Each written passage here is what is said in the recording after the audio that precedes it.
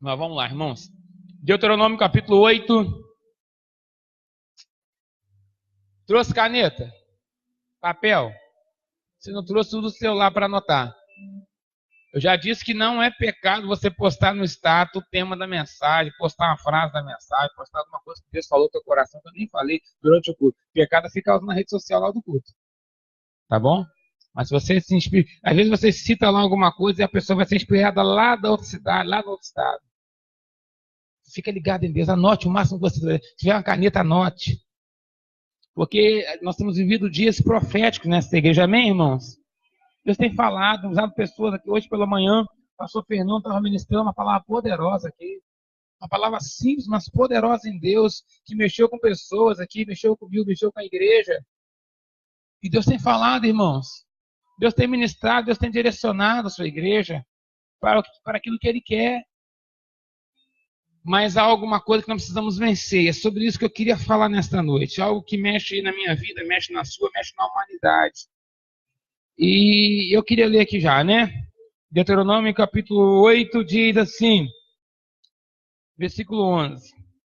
Guarda-te, que não te esqueças do Senhor teu Deus, deixando de guardar os seus mandamentos e os seus juízos e seus estatutos que hoje te ordeno, para não suceder que, havendo tu comido e fores farto, e havendo edificado boas casas e habitando-as, e se tiverem aumentado os teus gados, os teus rebanhos, e se acrescentarem prata e ouro, e se multiplicar tudo que você tem, o seu coração te eleves, e te esqueças do Senhor teu Deus, que te tirou da terra do Egito, da casa da servidão.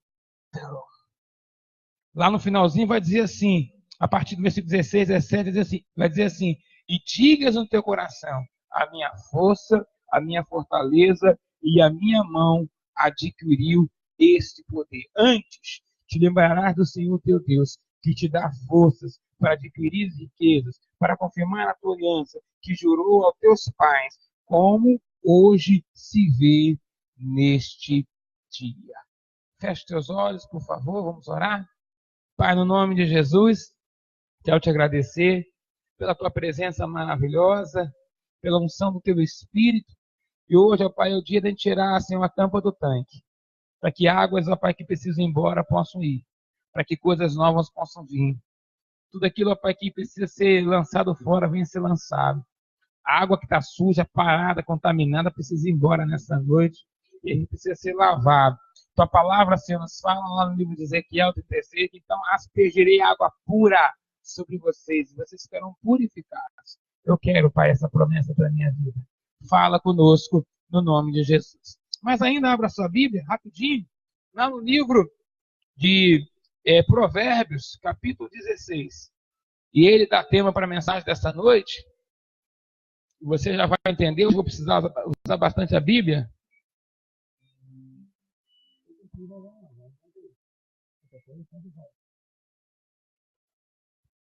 Alguém fica aí.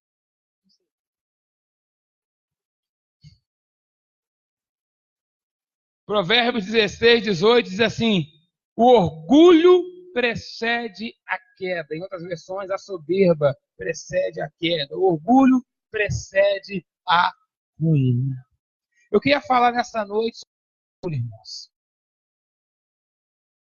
O orgulho. Eu estava querendo uma palavra de vitória, eu estava querendo uma palavra sobre cura, eu queria uma palavra sobre até quebra de maldição, eu estou precisando ouvir isso. Mas o que Deus me estudou durante essa semana todinha foi sobre orgulho. E uma das coisas que mais me chamou a atenção, e quando Deus estava ministrando no nosso coração, e nós também ouvimos alguém citar isso numa frase, e essa frase mexeu com a gente, e essa frase foi a seguinte frase: o orgulho te faz mudar de lado. Eu não sei se você conhece um pouco da história da queda de Satanás. No livro lá de Isaías, capítulo 14. O texto fala assim, versículo 12, versículo 15. Como caíste desde o céu, ó Lúcifer, filho da alva, como forte cortado por terra, porque debilitava as nações. Tu dizes no teu coração: eu vou subir acima dos céus, acima das estrelas de Deus. Eu vou exaltar o meu trono no monte da congregação, me assentarei nos lares sobre as alturas das nuvens, serei semelhante ao Altíssimo. O orgulho foi o primeiro mal estabelecido, não só no céu, no sentido de queda de Satanás, mas também dentro da caminhada do homem. Eu já poderia até adiantar, eu vou falar depois um pouquinho sobre isso, mas nós vamos ver lá no livro de Tiago que Deus, ele, antes de destronar Satanás, antes dele vencer o inimigo, ele fala: Deus resiste aos soberbos, aos orgulhosos. E você pode estar se pensando, porque é um direito seu pensar nessa noite, nós queremos que você entenda o que Deus quer ministrar ao nosso coração, que talvez por que essa palavra? Porque Deus, ele sabe que o orgulho está sempre assediando o nosso coração nas coisas mais simples da vida. E eu queria começar aqui a citar alguns textos, eu preciso fazer isso nessa noite, eu não posso ministrar sem citar esses textos, seria quase que impossível. E eu queria começar dizendo para você que o orgulho cega. Você pode dizer para alguém nessa noite: o orgulho cega? Você já viu uma pessoa orgulhosa? Eu não estou falando daquele orgulho, irmãos, dizer assim: eu tenho orgulho do meu filho, eu tenho orgulho do André, eu tenho... Não, André, tá? André é outro, né? Eu tenho orgulho do André, do Johnny, eu tenho orgulho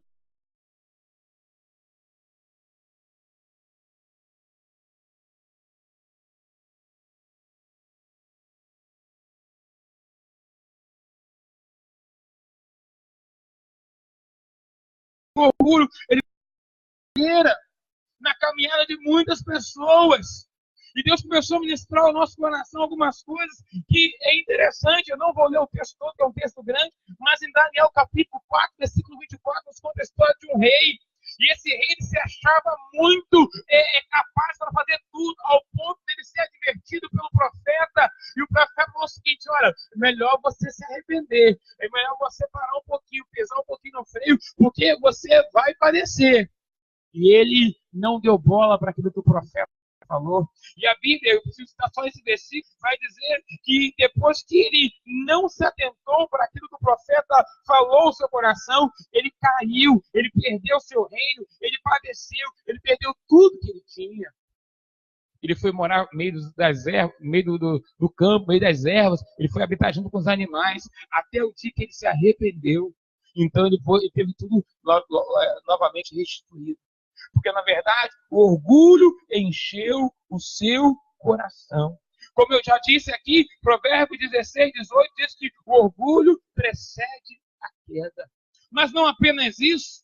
Tem um texto lá, e eu queria que você anotasse o máximo que você puder, lá em Jeremias 9, 23, que vai dizer o seguinte: assim diz o Senhor, não se glorie o sábio na sua sabedoria, não se glorie o forte na sua força, não se glorie o rico nas suas riquezas, mas o que se gloriar, glorie-se nisto, em me conhecer e entender que eu sou o Senhor, que faço beneficência, justiça na terra, porque destas coisas eu me agrado.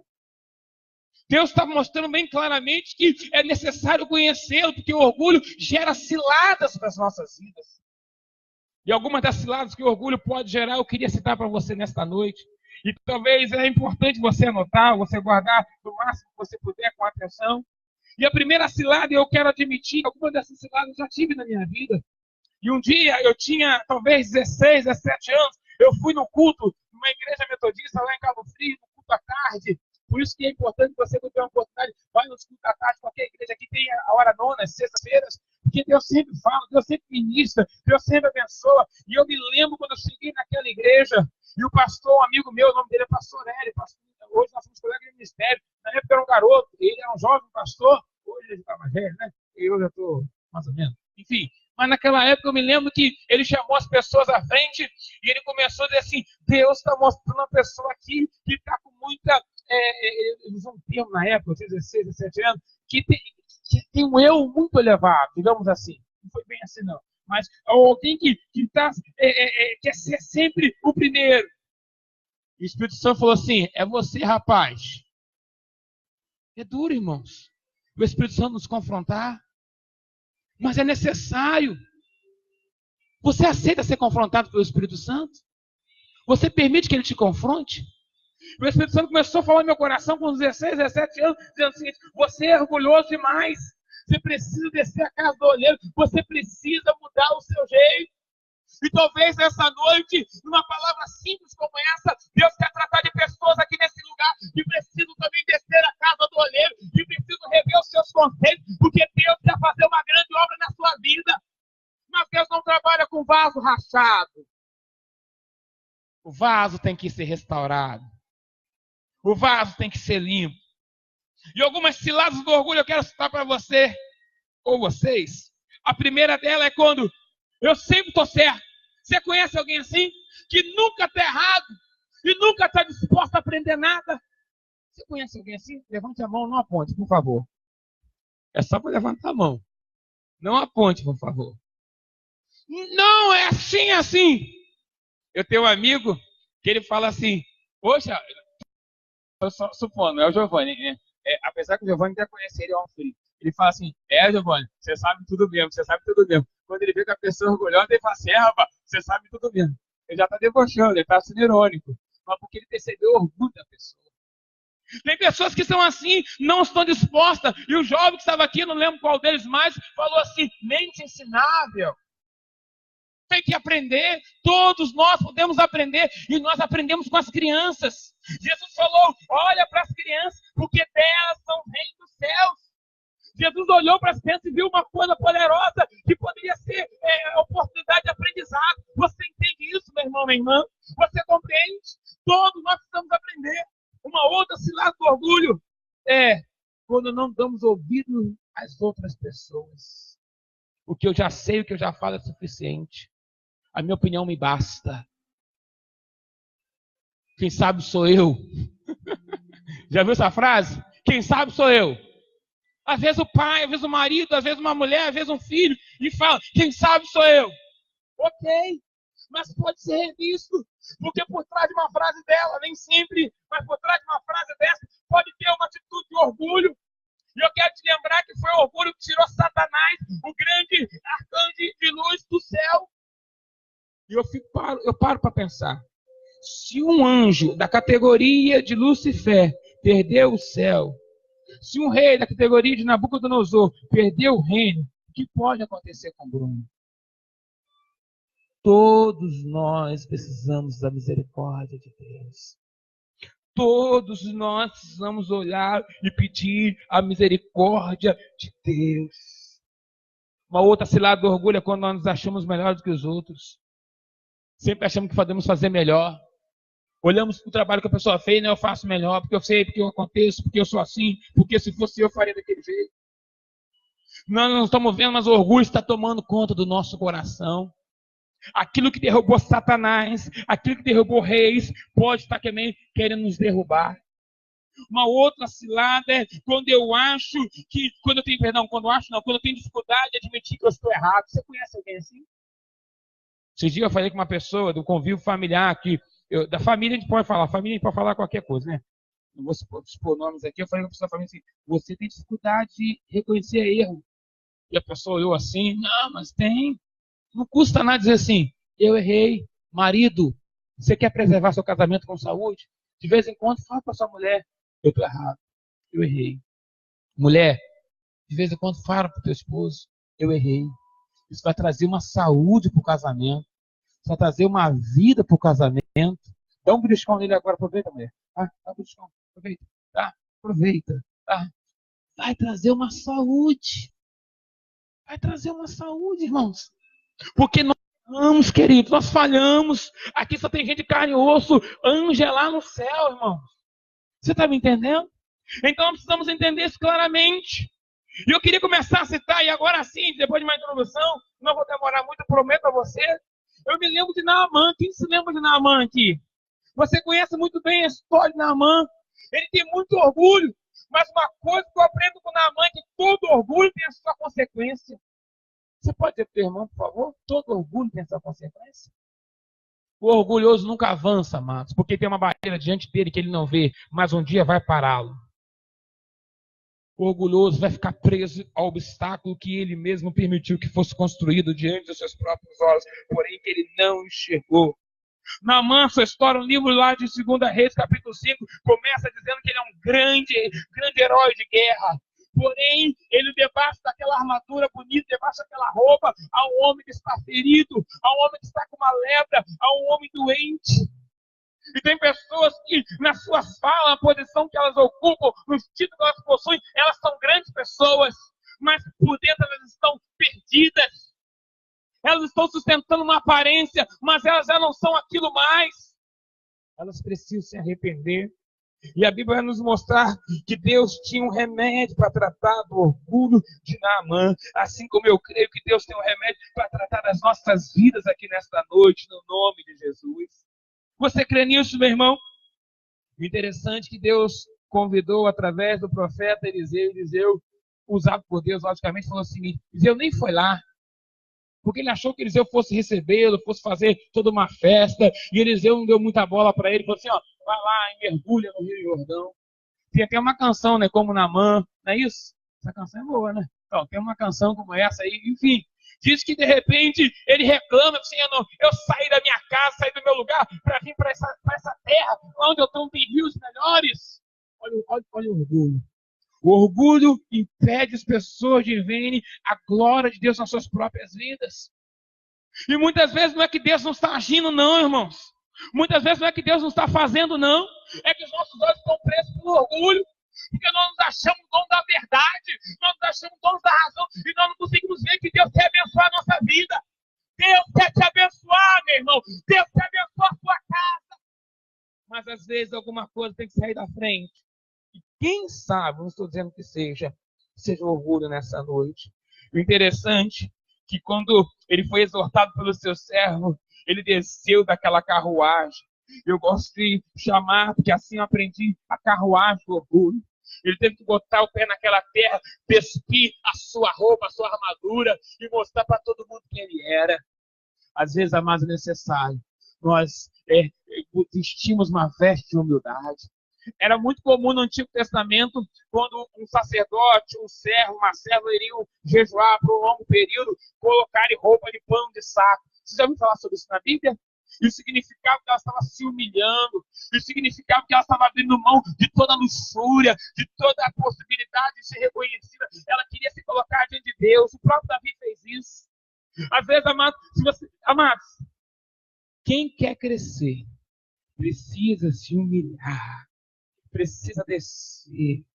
Porque para crescer para o céu, nós precisamos descer para a terra. Precisamos nos abaixar, nos colocarmos diante de Deus. Agora, não apenas eu aprendo com Naamã, mas eu aprendo com Uzias. Você deve se lembrar de Uzias. Ele é citado de uma forma mais constante através do profeta Isaías. O profeta Isaías vai dizer o seguinte: no ano que morreu o rei Uzias. Mas ele não é apenas citado pelo profeta Isaías. Uzias foi um grande rei. Foi um grande rei de uma tal forma que muitas coisas ele conseguiu para Israel. Ele cresceu muito, ele começou muito bem. E aí está o problema de alguns. Começaram muito bem, mas não estão terminando muito bem, porque o orgulho encheu o seu coração, o orgulho tomou a sua vida. E o interessante, amados, que no livro de 2 Crônicas, capítulo 26, 17, vai dizer o seguinte: mas, havendo-se fortificado, exaltou o seu coração até se corromper e transgrediu contra o Senhor, porque entrou no templo do Senhor para queimar incenso no altar do incenso. Ele se corrompeu tanto que ele começou a fazer aquilo que ele nunca foi chamado para fazer. O orgulho cegou o seu entendimento. E tem pessoas que são assim, irmãos. Querem fazer o que Deus nunca chamou para fazer. Querem ser o que Deus nunca propôs. E às vezes, amadas, pessoas poderiam ser um exemplo, como o Márcio aqui, um bom, não sei o nome se trata, violonista, é isso mesmo? Você acha? Tem certeza? Ele acha. Tá, é isso mesmo? Violonista. Tem certeza? Vocês não convenceram, não. Mas tá bom. A maioria, eu aceito a maioria. Às vezes o camarada não, mas eu não quero tocar violão. Eu quero tocar bateria. Aí insiste, um exemplo simples. E todo mundo tá vendo que não é. Você vai falar e não aceita, a cabeça fica dura, em pedra, não aceita, não aceita, não aceita. E alguém vai falar que eu não toco nada.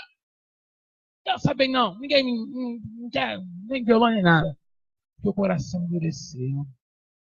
Nós mesmos fechamos portas que Deus abriu para as nossas vidas por causa do orgulho. Porque não aceitamos fazer o que Ele está nos propondo.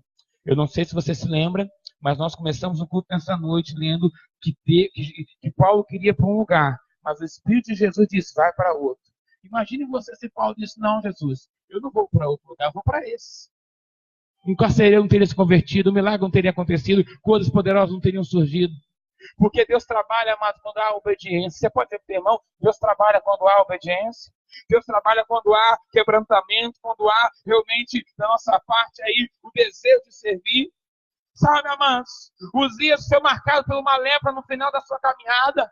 E eu começo a perceber que o orgulho sempre vai deixar uma marca. Satanás teve uma marca, ele foi expulso do céu. O rei lá de capítulo 4 do livro de Daniel teve uma marca, ele virou um animal, ficou sem entendimento, ele ficou pastando no campo, ele ficou realmente ali à mercê das outras pessoas. Ele teve uma marca, o próprio Naamã teve uma marca que foi a lepra, e mais uma vez, os dias não é uma coincidência, depois de se orgulhar, quando ele mandou matar os sacerdotes se colocaram contra ele, quando ele entrou no templo, Deus falou assim, chega!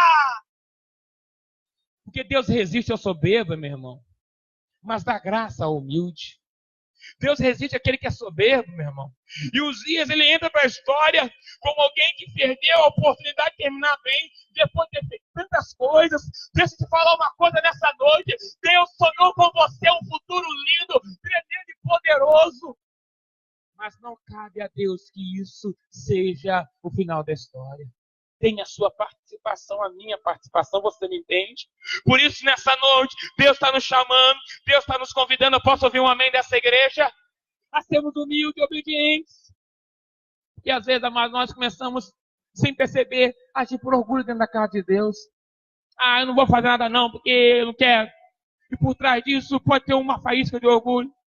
Por exemplo, já que me chamou, eu não vou. Você quer ser sempre lembrado? Às vezes nós nutrimos isso, amado, a expectativa de sermos sempre reconhecidos. Isso é orgulho, irmãos. Nem sempre vou ser lembrado, nem sempre vou ser visto, mas o que Deus preparou para a minha vida vai chegar na minha mão, porque Deus não erra as bênçãos que Ele tem para os seus filhos. Quem se lembra de Davi? Jessé, o seu pai, fez uma festa. Por quê? Porque ele tinha recebido uma mensagem de Samuel. E Samuel diz, pode chamar os seus filhos, todos os seus filhos, porque algum deles vai ser ungido rei. Chamou todos, menos Davi. E a ordem era bem clara, chame todos. Só que o pai olhou para Davi e disse, esse não tem como, isso é muito novinho, isso não tem jeito, os outros têm jeito de soldado, os outros são bonitos por fora. E Deus fala para Samuel, né, Samuel? Vocês homens olham pelo coração, olham o coração, mas eu, Senhor, vocês olham por fora, mas eu, Senhor, olho por coração. E o interessante é que Davi não foi convidado para a festa porque não foi lembrado. Mas você não vê escrito na Bíblia que concepção, depois do fracasso daquela festa, quando Samuel fala para Jessé, chama o seu outro filho lá fora, você não vê escrito na Bíblia que Davi falou assim, não me chamou antes, eu não vou agora. Tem gente que perde a oportunidade, que não aceita ficar esquecido. E se Deus está te provando, meu irmão? A Bíblia não fala, mas isso foi uma prova na vida de Davi. Olha, eu não vou deixar o pai dele se esquecer, vou tirar ele da memória. Se foi assim, vamos ver como ele vai se comportar. Se ele não reclamar, não namorar, ele serve para ser rei. Porque ele não está pensando em si, ele está pensando no meu reino, ele está pensando em mim. Tem muitas pessoas que não são lembradas por algumas coisas e começam a questionar, porque ninguém lembra de mim, porque ninguém fala comigo, porque passa por mim na rua e não fala sei lá o quê, e é isso e aquilo. Deixa eu falar uma coisa, Deus te chamou, e a Bíblia diz que desde o ventre de Mateus, ele já tinha te conhecido, não tem ninguém esquecido diante de Deus, querido. É por isso que eu quero ser enfático dizer, Uzias perdeu a maior oportunidade da vida dele. Por quê? Porque o orgulho pode deixar muita gente fora do reino de Deus. A Bíblia fala em Lucas, guarde bem esse texto, Lucas 8, versículo 11, a Bíblia fala assim, e o fariseu pôs-se em pé e orava consigo desta maneira, dizendo, ó Deus, graça te dou, porque não sou como os demais homens, roubadores, injustos, adúlteros, e nem ainda sou como esse cobrador de impostos. Ele a si mesmo se exaltou. A si mesmo se vangloriou. Quem está falando isso é Jesus, amados. O orgulho pode deixar muita gente fora do reino dos céus. Tem uma frase que circula pela internet aí, que fala que assim, que não foi o adultério, que não foi isso, que não foi aquilo que tirou Satanás do céu. Foi o orgulho. Logicamente ela está generalizando. Mas ela tem um fundo de verdade.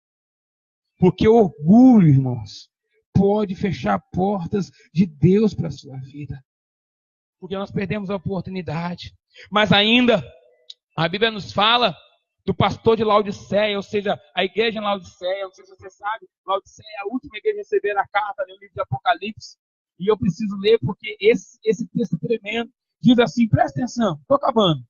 E ao anjo da igreja que está em Laodiceia escreve, isto diz o Amém, a testemunha fiel e verdadeira, o princípio da criação de Deus. Eu conheço as tuas obras, que nem és frio e que nem és quente. Quem dera se fosse frio ou quente, porque és morno. Não és frio, também não é quente. Por isso eu vou te vomitar da minha boca. Como você diz, eu sou rico, eu estou enriquecido, eu não tenho nada de falta. Tu não sabes que tu és um desgraçado, miserável, pobre, cego, nu. Aconselho que de mim compres ouro provado pelo fogo, para que te enriqueças, e roupas brancas, para que te vistas, e não apareça a vergonha da tua nudez. A Bíblia vai chamar o pastor de Laodiceia, aquela igreja de Laodiceia, de pessoas orgulhosas, porque são indiferentes, porque eles acham que por si só poderão fazer alguma coisa, por si só poderão conquistar. E talvez esse seja um erro da nossa geração. Uma coisa que foi como nós falamos há 3 semanas, a autoministração, quando você diga, eu vou estar com Jesus, você está olhando para ele. Você está falando sobre você. Você está como aquela mulher que eu preguei há 3 semanas atrás. Contigo mesmo, se eu estourar, ela tem força para chegar até Deus. Esse pastor, essa igreja está dizendo, eu sou rico, eu sou abastado, eu tenho. Irmãos, todos nós merecemos da glória de Deus. E nós já passamos da fase do evangelho da crença. O que é o evangelho da crença? É quando eu chego perto de Deus para me receber. Eu estou no evangelho da fé. Quem está no evangelho da fé? No evangelho da fé, eu pergunto a Deus o que o Senhor quer. Eu pergunto ao Senhor o que o Senhor quer. O Senhor quer que eu viaje, como eu falou com os missionários aí? Então nós vamos viajar. O Senhor quer que eu deixe isso, eu vou deixar. Porque eu não posso ter uma fé verbalizada. Eu tenho que ter uma fé com atitude. Que é assim que Deus age, irmãos. Agora, me permita dizer uma penúltima coisa. O orgulho nos faz pensar que nós somos aquilo que nós nunca, de fato, fomos. E a Bíblia vai dizer que Pedro, e um dia ele disse para o Senhor assim, e disse-lhe, Senhor, estou pronto a ir contigo até a prisão e até a morte. Mas ele disse a Pedro, te digo, Pedro, que não cantará hoje o galo 3 vezes, até que me negues. Pedro dizia para si mesmo, eu estou pronto, Senhor. Porque na frente de todo mundo, está todo mundo reunido, sempre tem alguém que quer dizer, não, pode contar comigo. Vamos fazer um negócio aí, pode contar comigo, conta comigo. Aí você liga, você disse que podia contar com você, agora não dá não. A pessoa queria só... Fala pro irmão, quer ibope? Fala, quer ibope? Você conhece alguém assim? Não aponta, tá? Quer ibope? Na frente de todo mundo, pode contar comigo. Jesus, você já viu aquela história? Que a gente não deve repreender ninguém na frente dos outros? Quem já ouviu essa história? Não se deve corrigir ninguém na frente dos outros. Quem já escutou isso? Não se deve corrigir um líder, não pode corrigir ninguém na frente dos outros. Isso é uma verdade, nem tanto. Jesus fez isso.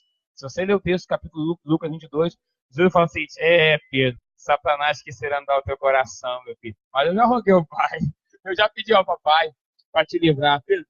O galo não vai cantar nem 3 vezes. Tu vai me negar, rapaz. Eu estou contigo, Jesus. Tu vai me negar, Pedro. Porque você confia muito na tua carne, Pedro. Você acha que você pode, Pedro. Você acha que você consegue. Se você tivesse olhado para mim, Pedro, você poderia conseguir. O problema é que você está fazendo baseado nas suas forças. Não se glorie o sábio na sua sabedoria, não se glorie o forte na sua força, não se glorie o rico na sua riqueza, mas quem se gloriar, se glorie nisso. É em mim? Isso. E é interessante que lá na frente, capítulo 21 do livro de João, a Bíblia vai dizer que de repente De repente, Pedro vai ser admoestado por Jesus e Pedro vai ser perguntado assim: Pedro, tu me amas? E Pedro fala: eu te amo, Senhor. Pedro, tu me ama? Ô, Senhor, eu te amo. Pedro, tu me ama? Tu sabes. Já não é eu que te amo, mas tu sabes. Deus, tu sabe todas as coisas. Tu sabes que eu estou falando a verdade agora. Então, Pedro, vai lá e apacenta as minhas ovelhas, cuida dos meus cordeiros. Porque eu sei que verdadeiramente agora você entendeu. Eu sei que verdadeiramente você compreendeu. E para terminarmos, amados, eu convido você a abrir, é importante que você abra, se você puder, Tiago capítulo 4, versículo 6 ao 10, diz assim,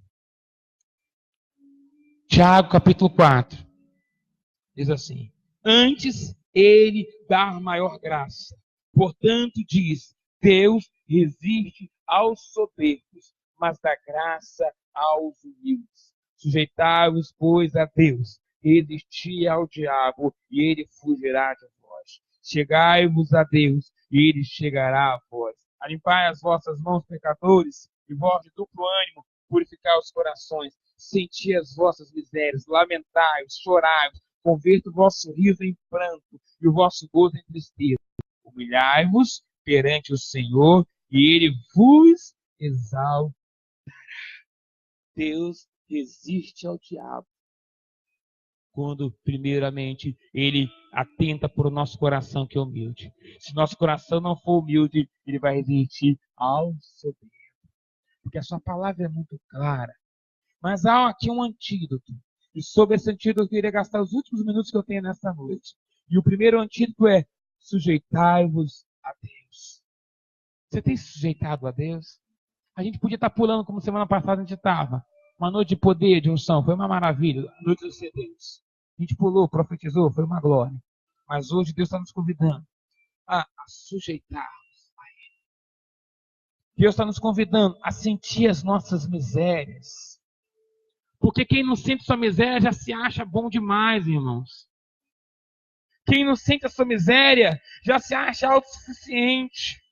O que Tiago está falando para a sua comunidade é: percebam quem vocês são, o que vocês têm, ou se vocês não têm nada. Se vocês não têm nada, sintam isso e pensem a misericórdia de Deus. Porque o Evangelho, meu irmão, não é o que nós temos visto por aí. O Evangelho é um compromisso com Deus. Às vezes nós queremos um culto cheio do poder e nos esquecemos de uma vida de devoção, uma vida de tremenda simplicidade, buscando a presença verdadeira de Deus. Porque eu não te conheço 24 horas, nem você me conhece. Mas Deus te conhece, Deus me conhece. E Ele nos chama nessa noite a sentir as nossas misérias. As orações mais fortes que existem não são aquelas bonitas, com as palavras lindas, que todo mundo dá glória a Deus. Não são essas orações que os céus acham as mais bonitas. Eu tenho para mim, acredito, que as orações mais bonitas são aquelas que as pessoas fazem como de frente do fariseu. Senhor, se propício de mim, pecador. Tenha misericórdia da minha vida. Que eu preciso de ti, Senhor. Deus tem prazer em perdoar, amados. Deus tem prazer em dar uma segunda chance. Deus tem prazer em dar uma segunda oportunidade. Deus tem prazer em te ajudar.